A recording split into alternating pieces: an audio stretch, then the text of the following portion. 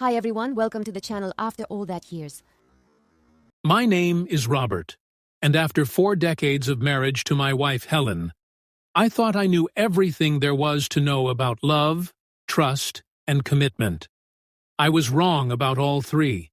It happened on our 40th wedding anniversary. We'd gone back to Marcello's, the same Italian place where I'd gotten down on one knee all those years ago.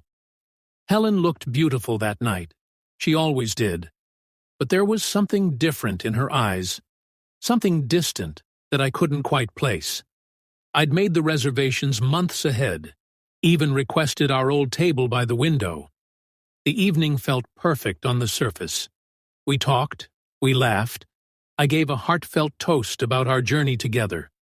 But when I looked across at Helen during my speech, her smile seemed forced, like she was performing rather than living the moment. The drive home was quieter than usual. Helen stared out the passenger window, lost in her own thoughts. When I asked if she was all right, she just squeezed my hand and said she was tired from all the excitement. I believed her. Why wouldn't I? We'd been together since we were practically kids. That night, Helen held me differently when we embraced. Tighter, more desperate somehow, like she was memorizing the feeling. I asked again if everything was okay, and she gave me that same practiced smile. Just emotional from tonight, Bobby. You know how anniversaries make me sentimental. The following days brought subtle changes that I initially dismissed. Helen became preoccupied, always busy with something. Her phone, which used to sit forgotten on counters and tables, suddenly became an extension of her hand. She'd flip it face down whenever I entered a room, or quickly slip it into her pocket mid-conversation. One evening, while Helen was showering, her phone buzzed with a text message. The preview showed a name I didn't recognize. Let me know if he suspects anything. My heart dropped into my stomach. I stared at those words until the screen went black, trying to convince myself I'd misread them. For the first time in our marriage, I felt like a stranger in my own home. Helen's behavior grew more erratic. She'd leave for errands at odd hours, stay out longer than necessary, and avoid eye contact during our conversations. The woman I'd shared my life with was becoming someone I didn't recognize. After a week of this torture, I couldn't take it anymore.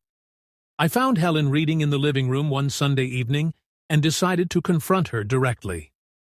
"Helen, we need to have a conversation," I said, trying to keep my voice steady. She looked up, startled. "What's on your mind?" "Something's been different since our anniversary. You're acting strange, and I need to know what's going on." For just a split second, I saw pure panic flash across her face before she forced another one of those fake smiles. "Bobby, you're imagining things. Everything's perfectly fine." But I knew she was lying. The woman I'd loved for 40 years was keeping secrets from me, and I was determined to find out what they were. The days that followed were torture. Helen's secretive behavior escalated beyond anything I could rationalize. She'd leave rooms when I entered them, spend hours whispering into her phone, and make excuses to be anywhere but home. It was like living with a polite stranger who happened to share my bed. I tried convincing myself there was an innocent explanation.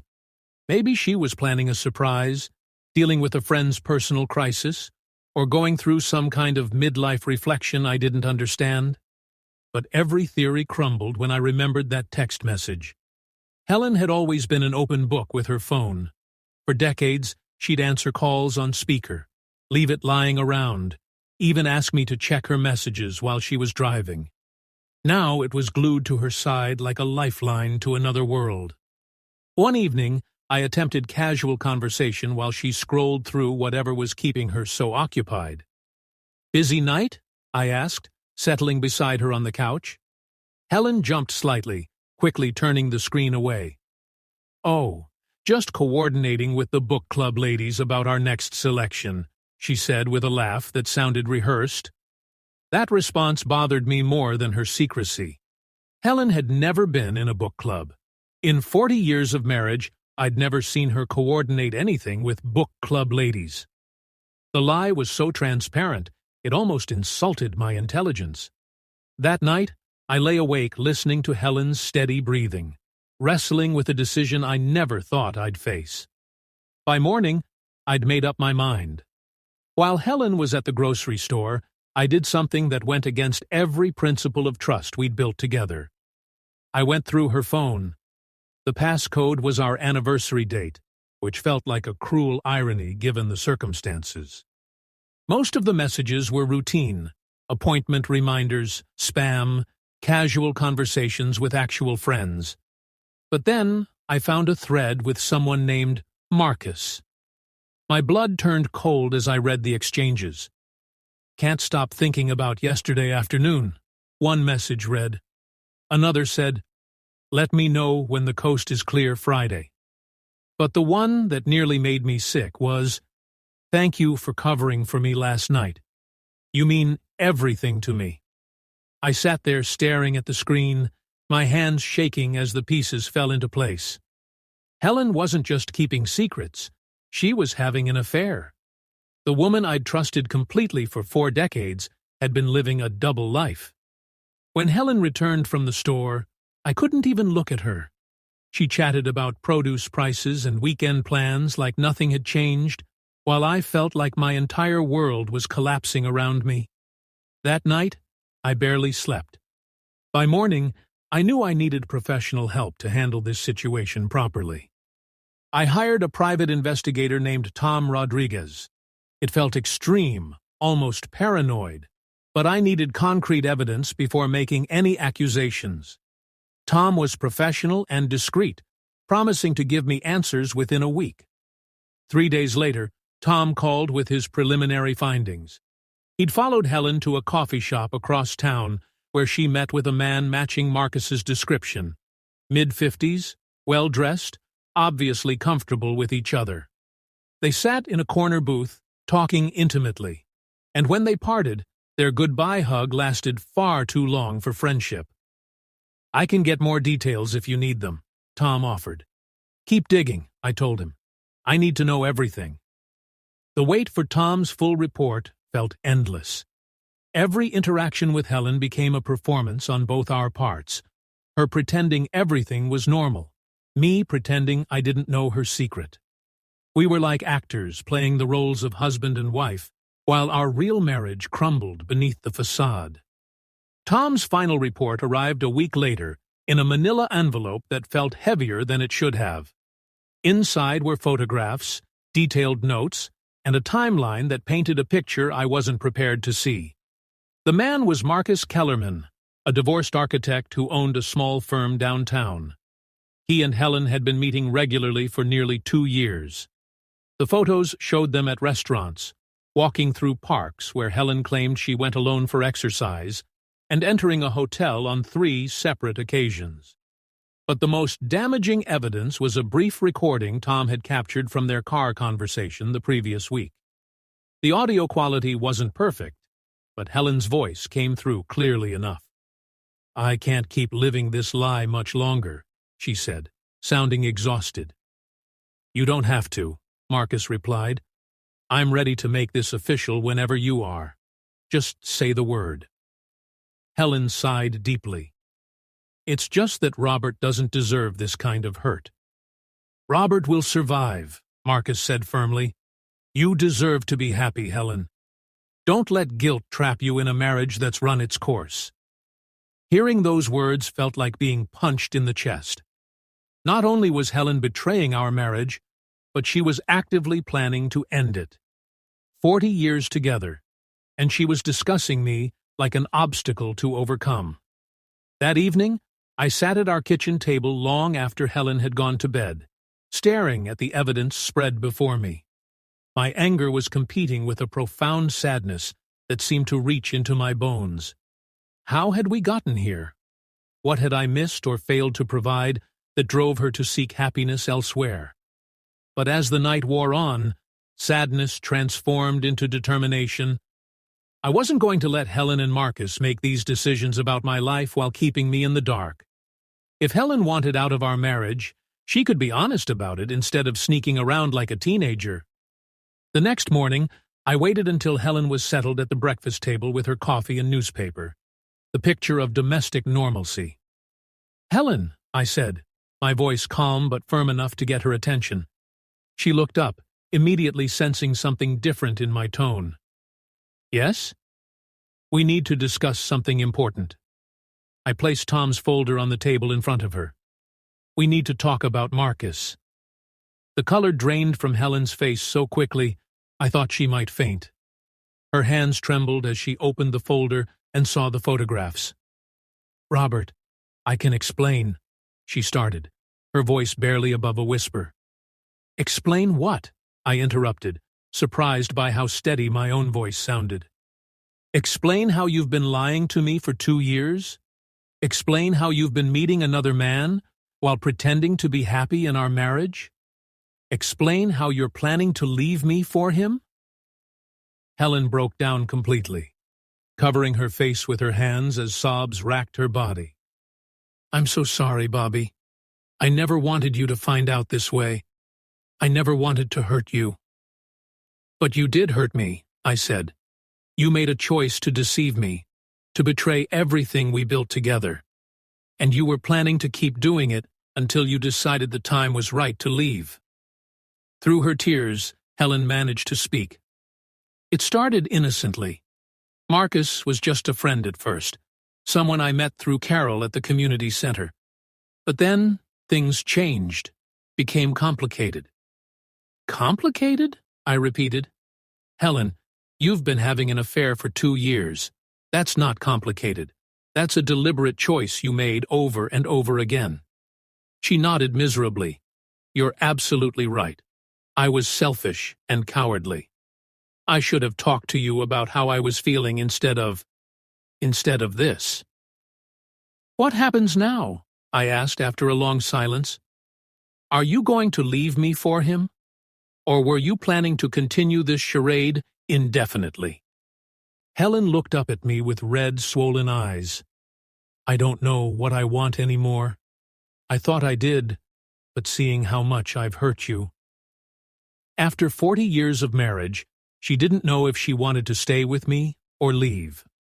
Those words cut deeper than all the evidence in Tom's folder. I stood up, needing distance from the table and from her. "Figure it out, Helen. You have until Sunday to decide what you want, him or me. But I won't live in uncertainty while you make up your mind." The following days passed like I was living underwater. Helen avoided me as much as possible, which was probably for the best. When we were forced to be in the same room, the tension was suffocating. I spent most of my time in my workshop or taking long walks, trying to process what my life was about to become. On Wednesday, 3 days before my deadline, I couldn't stand the limbo anymore. I found Helen in the kitchen, staring out the window like she was searching for answers in our backyard garden. "Have you made your decision?" I asked. She startled, spilling coffee on the counter. "Bobby, I just need a little more time to think this through properly." "Time for what?" I snapped, my patience finally breaking. "To decide if you want to stay married to someone who's loved you for 40 years, or run off with a man you've been sneaking around with for 2? How much thinking does that require?" Helen flinched. "It's not that simple." "Actually, it is that simple. Either you want to be married to me, or you want to be with Marcus. What's complicated about that choice?" She turned away from me, her shoulders shaking. "I don't want to hurt you any more than I already have." "Too late for that concern," I said bitterly. "The damage is done. Now it's about what happens next." Helen faced me again, tears streaming down her cheeks. "I do love you, Robert. I always have. But Marcus, he makes me feel like I'm 25 again. Like I'm interesting and desirable and full of possibilities." Her words hit me like a slap. "And I don't make you feel that way." "You make me feel safe and comfortable," she said quietly. "But safe and comfortable isn't the same as alive." "So I'm boring," I said flatly. "After 40 years of building a life together, raising children, supporting each other through everything. I'm just boring old Robert, who makes you feel safe. That's not what I meant. That's exactly what you meant. I felt something cold settle in my chest. You've made your choice, Helen. If you want excitement over stability, passion over commitment, then go. But don't expect me to make it easy for you. I left the kitchen before she could respond, knowing that our conversation had revealed more truth than either of us was ready to handle. That night, Helen slept in the guest bedroom, or tried to sleep. I could hear her moving around, probably wrestling with the same thoughts that were keeping me awake. The next morning, I found her sitting at the dining room table with a packed suitcase beside her chair. "I'm going to stay with Marcus for a while," she said, without looking at me, "to figure out what I really want." I nodded, trying to keep my voice neutral. "Is this temporary, or are you leaving for good?" "I don't know yet. I need time away from here, away from us, to think clearly." "Fair enough," I said. "But Helen, understand this. If you walk out that door to be with him, there's no coming back. I'm not going to be your safety net while you drive another life." She finally looked at me, her eyes red from crying. "I understand." Helen picked up her suitcase and headed for the door. She paused with her hand on the doorknob, as if she wanted to say something more, but then simply walked out. I watched through the window as she loaded her car and drove away, probably to Marcus's house and whatever future they thought they could build together. The silence that filled the house after Helen left was different from the tension we'd been living with. It was final, absolute. For the first time in 40 years, I was completely alone. I called our 2 adult children that evening, our daughter Carol and our son David. They deserved to know what was happening, even though explaining it felt like reliving the betrayal all over again. Carol, now 38 and married herself, was devastated. "Dad, I can't believe Mom would do this. How could she throw away everything you two built together?" David, 2 years younger but always more pragmatic, was angry. "She's having a midlife crisis at 64? That's pathetic, Dad. You deserve so much better than this." Their support meant everything to me, but it also highlighted how Helen's choices would ripple through our entire family. This wasn't just about our marriage.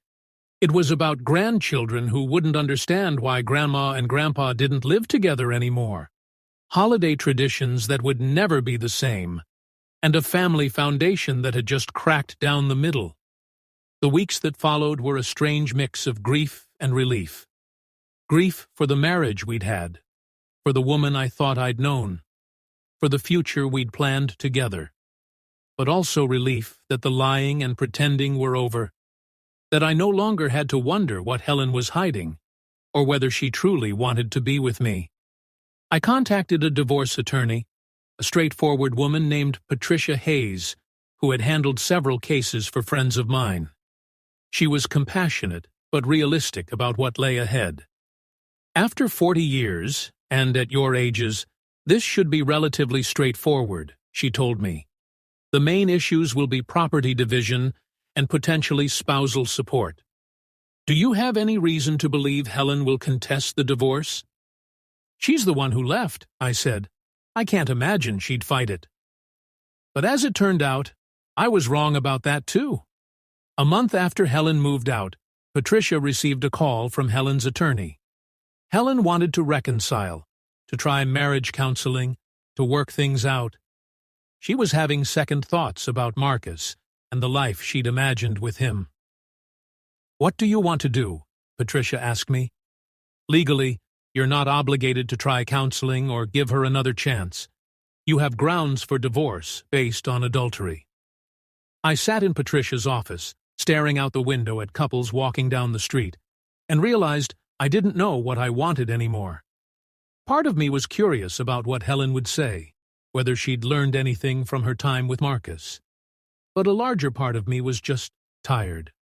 Tired of the drama, the uncertainty, the emotional roller coaster that my marriage had become. "Set up a meeting," I told Patricia. "I'll hear what she has to say, but I'm not making any promises." The meeting took place at a neutral location, Patricia's conference room on a gray Thursday afternoon. Helen looked smaller somehow, older than she had just a month before. The confidence she'd carried when she left with Marcus was gone, replaced by something that looked like regret. "Thank you for agreeing to see me," she said quietly, once our attorneys had left us alone. "What do you want, Helen?" "I want to come home. I want to fix what I broke. I realize now that I made a terrible mistake, that what Marcus and I had was built on fantasy rather than reality." I studied her face, looking for signs of the woman who had lied to me for 2 years, who had planned to leave me for another man. "What changed your mind?" Helen's voice trembled as she answered. "Living with Marcus was nothing like I'd imagined. He's not the man I thought he was when we were sneaking around. The excitement I felt was just the thrill of doing something forbidden, not genuine love or compatibility. So when the forbidden became every day, it lost its appeal," I said. "It's more than that. I realized that what we have, isn't boring or safe in a bad way. It's solid and real and built on 40 years of shared experiences. I threw that away for what turned out to be nothing more than a midlife fantasy." I felt a flicker of something, not quite hope, but curiosity about whether what we'd had could be rebuilt. "You hurt me deeply, Helen. The lying, the betrayal, the planning to leave me. I'm not sure I can get past that." "I know," she said, tears starting to fall. "I know I don't deserve another chance, but I'm asking for one anyway. We could try counseling, take things slowly, see if we can rebuild the trust I destroyed." The old Robert would have said yes immediately, would have been grateful to have his wife back regardless of what she'd put him through. But the man sitting in that conference room wasn't the same person who'd toasted their anniversary 2 months earlier. "I'll think about it," I told her. "But Helen, if we try this, it's on my terms. Complete honesty, no contact with Marcus, and if I catch even a hint that you're being deceptive again, it's over permanently." She nodded eagerly. "Anything you want. I just want the chance to prove that I can be the wife you deserve." 2 weeks later, Helen moved back into our house, into the guest bedroom. We started marriage counseling with a therapist named Dr. Amanda Foster, who specialized in infidelity recovery. The sessions were brutal, forcing us to examine not just Helen's affair, but the underlying issues that had led to it. Helen admitted that she'd felt taken for granted in our marriage, like we'd fallen into a routine that left no room for romance or excitement. I acknowledged that I'd probably become complacent over the years, assuming our love was strong enough to survive on autopilot. "Both of you made mistakes," Dr. Foster told us during one session. "Robert, you may have contributed to an environment where Helen felt undervalued. But Helen, you chose deception and betrayal instead of communication. That's the fundamental issue we need to address." For months, we worked on rebuilding our relationship from the ground up. Helen was patient with my anger and suspicion, answering every question about her affair, allowing me to check her phone and email, being completely transparent about her daily activities. Slowly, carefully, we began to reconnect. We went on dates for the first time in years, had long conversations about our dreams and fears, and worked on rediscovering what had drawn us together originally. Some evenings, I could almost forget about Marcus and believe that we might actually make it through this. But the past has a way of refusing to stay buried. Despite our progress in therapy and Helen's apparent commitment to our marriage, I found myself constantly looking for signs of deception. Every late arrival from the grocery store, every unexplained phone call, every moment of distraction triggered my suspicion.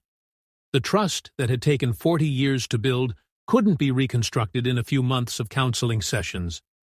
Helen tried her best to be understanding about my vigilance, but I could see the strain it put on her. Living under constant suspicion isn't sustainable for anyone. One evening, about a year after Helen had returned, I found myself watching her as she prepared dinner, and I realized something that broke my heart all over again. I was looking at her like a warden watches a prisoner, waiting for her to make a mistake, expecting her to betray me again. That's not love, and it's not a marriage. "Helen," I said that night as we got ready for bed, "we need to talk." She looked up from her book, and I could see the fear in her eyes. After everything we'd been through, she was still afraid of what I might say or discover. "What is it, Bobby?" "This isn't working. Not really. We're both trying so hard to make things like they used to be, but they never will be. I watch you like I'm waiting for you to run away again, and you walk on eggshells, waiting for me to forgive you completely." Helen set down her book, her face pale.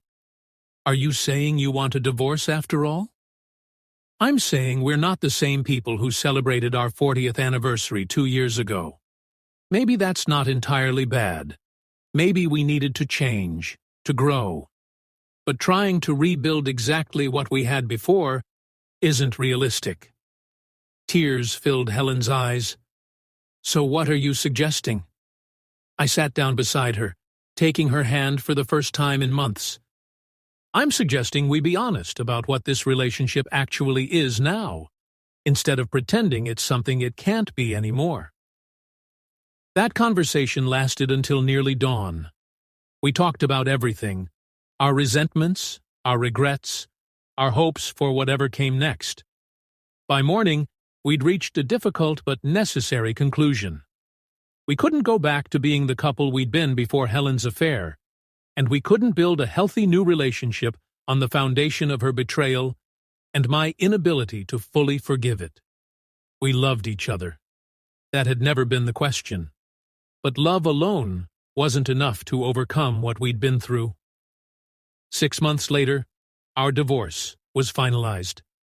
Helen moved into a small apartment across town, and I kept the house we'd shared for 35 years. We remained cordial, even friendly, especially when our children and grandchildren were involved. But the chapter of our lives as husband and wife was closed. People sometimes ask me if I regret giving Helen a second chance, if I should have just divorced her immediately after discovering the affair. The answer is no. I don't regret trying to save our marriage. That year of attempted reconciliation taught me important things about forgiveness, about the limits of love, and about my own capacity for growth and change. I learned that forgiving someone doesn't mean forgetting what they did or pretending it didn't matter. I learned that some wounds heal but leave permanent scars, and I learned that sometimes the most loving thing you can do is let someone go, even if you still care about them. Helen and I see each other occasionally now. Family events, chance encounters at the grocery store, occasional coffee meetings to discuss grandchildren or practical matters. She seems content in her single life, and I think she's learned things about herself that she needed to learn. Whether those lessons came at too high a price is a question only she can answer. As for me, I've discovered that starting over at 66 isn't the catastrophe I thought it would be. I've reconnected with old friends, developed new hobbies, and even started dating again. Something I never thought I'd do. The woman I'm seeing now, Margaret, is a widow who understands something about rebuilding life after loss. We take things slowly, enjoying each other's company without rushing toward commitments that might not be right for either of us. Looking back on those tumultuous years, I see them as a painful but necessary ending to one phase of my life, and the equally necessary beginning of another. Helen's affair didn't just betray our marriage. It revealed cracks in our foundation that had been there for years, papered over by routine and assumption. Neither of us was entirely blameless in the decline of our marriage, but that doesn't excuse the choices Helen made. Betrayal is betrayal, regardless of what leads to it. At the same time, I've come to understand that people change, that 40 years is a long time to expect someone to remain exactly who they were at 24. If I could go back and change anything, would I? That's a question I've pondered often. Would I try harder to keep romance alive in our marriage? Would I pay more attention to signs that Helen was unhappy? Would I handle the discovery of her affair differently?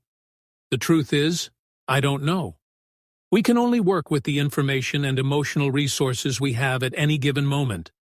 At 64, Helen decided she needed something our marriage wasn't providing. At 66, I decided I needed something our damaged marriage couldn't rebuild. Both choices caused pain, but both were probably necessary for us to become who we needed to be. Today, I'm grateful for the 40 good years Helen and I shared, sorry for the way they ended, and hopeful about whatever comes next. That seems like the healthiest way to view it. Not as a failure, but as a long chapter in a longer story, one that's still being written.